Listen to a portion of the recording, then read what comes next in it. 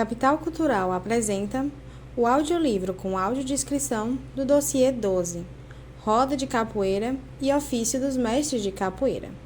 Autor, DPI e Instituto do Patrimônio Histórico Artístico Nacional, edição 2014.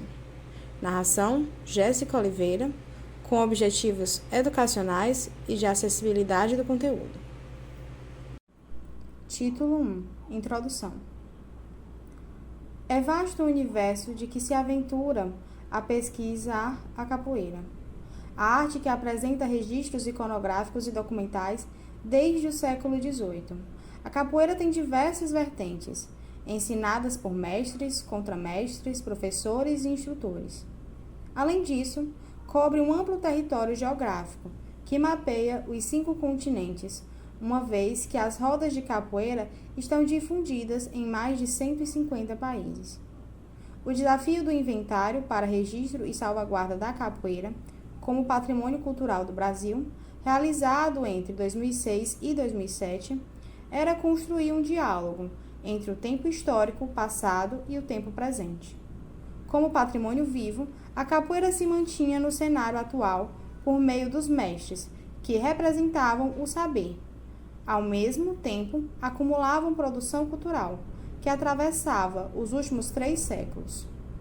Havia, portanto, a necessidade de reconstituir brevemente a história da capoeira e fazer um registro instantâneo de seu momento presente. Diante desses requisitos, a pesquisa se concentrou em 3 eixos principais: pesquisa historiográfica, trabalho de campo, abordagem de temas relacionados à capoeira. Como a reflexão sobre o aprendizado e a descrição das rodas. A constituição deste dossiê, que pretende justificar a importância da capoeira como bem cultural do Brasil, amparou-se nestas 3 linhas de caráter metodológico distinto. Por isso, buscou-se a formação de uma equipe multidisciplinar que pudesse dar conta dos diversos vetores do projeto. Também era importante definir o recorte territorial da pesquisa.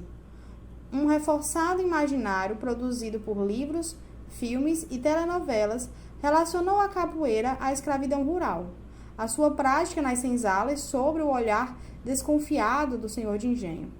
A capoeiragem, porém, fincou raízes nas áreas urbanas. A perspectiva, que parecia mais coerente, remetia para o desenvolvimento da arte nas principais cidades portuárias brasileiras, tendo surgido como prática urbana de resistência de escravos de ganho, na maioria das vezes reunidos nos agrupamentos conhecidos como maltas. Cidades como Salvador, Rio de Janeiro e Recife receberam um grande contingente de africanos escravizados e se tornaram verdadeiros santuários, entre aspas, da capoeira antiga. Os maiores acervos de documentos sobre a capoeiragem pertenciam ao Rio de Janeiro e a Salvador. Diante da amplitude de uma pesquisa de campo, a capoeira propagava-se pelo território nacional e por outros países. Optou-se pela pesquisa nos lugares históricos como ponto de partida para a reconstituição de sua trajetória. Nesses locais, os mestres seriam ouvidos, suas escolas e rodas visitadas e registradas. Audiodescrição da primeira gravura da página 16. Desenho de 2 pessoas praticando capoeira. Traços pretos em fundo branco.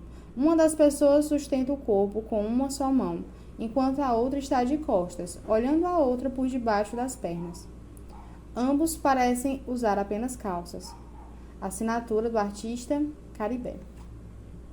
Audiodescrição da segunda imagem. Desenho estão em 5 pessoas, com traços pretos em fundo rosa. 2 delas tocam berimbau.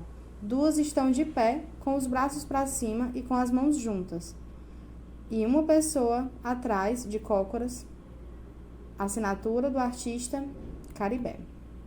De início, as capitais da Bahia e do Rio de Janeiro, por serem consideradas os locais históricos mais importantes da capoeira, foram delimitadas como campo de pesquisa. Isso, porém, não significa a realização de um registro historiográfico, restrito às duas cidades. Estas eram território possível de ser coberto, uma vez reconhecida a impossibilidade de se alcançar toda a extensão territorial da capoeira. No plano de ação se baseou a formulação da proposta de trabalho. Havia uma menção a Pernambuco, como um estado de importante passado histórico referente à capoeira, que deveria ser de algum modo citado em ocasião oportuna. No entanto, mais do que citar, percebemos a importância de incluir Recife no processo do registro. A ocasião das comemorações do centenário do frevo coincidiu com a percepção da influência da capoeira na criação dos passos de dança, principal expressão do carnaval pernambucano.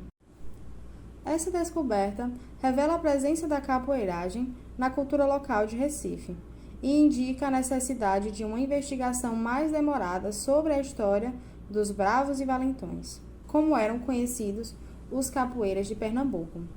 Delimitado o território, foram constituídas as equipes de perfil multidisciplinar, na Bahia, no Rio de Janeiro e em Pernambuco.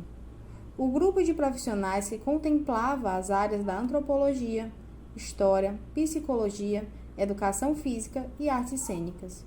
Na maioria deles também atuava como capoeirista, incluindo um mestre de capoeira, Carlo Alexandre Teixeira, conhecido como Mestre Carlão. Além da formação das equipes locais, foram realizados nos 3 estados os encontros capoeira como patrimônio material do Brasil. Audiodescrição das figuras da página 17. Desenho de 7 pessoas, traços pretos em fundo amarelo. 2 pessoas mais à frente, uma de costa para a outra, com os braços para cima e as mãos se tocando. Mais ao fundo, 2 pessoas tocam berimbau.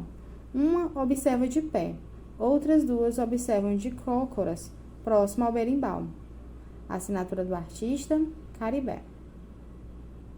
A segunda figura, há um desenho de 2 pessoas jogando capoeira. Traços em preto no fundo laranja. Uma das pessoas sustenta o peso do próprio corpo com os antebraços. A outra, com as pernas afastadas, inclina o tronco para frente. Assinatura do artista, Caribé.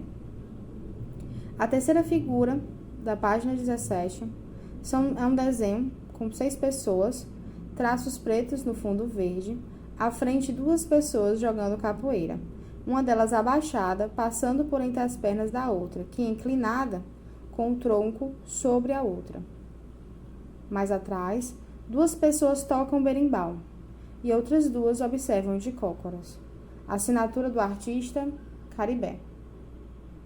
A outra figura da página 17, há um desenho com 3 pessoas, traços pretos em um fundo verde claro.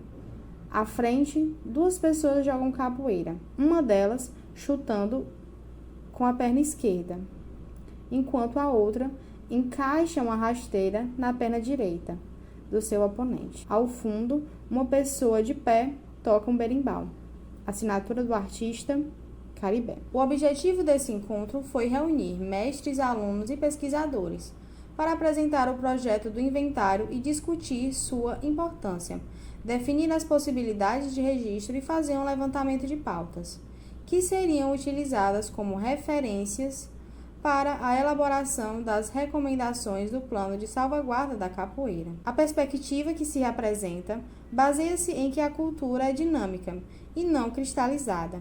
Portanto, o registro não é suficiente para salvaguardar as manifestações, mas uma etapa necessária para traçar um plano que elabore e encaminhe políticas públicas para seus atores.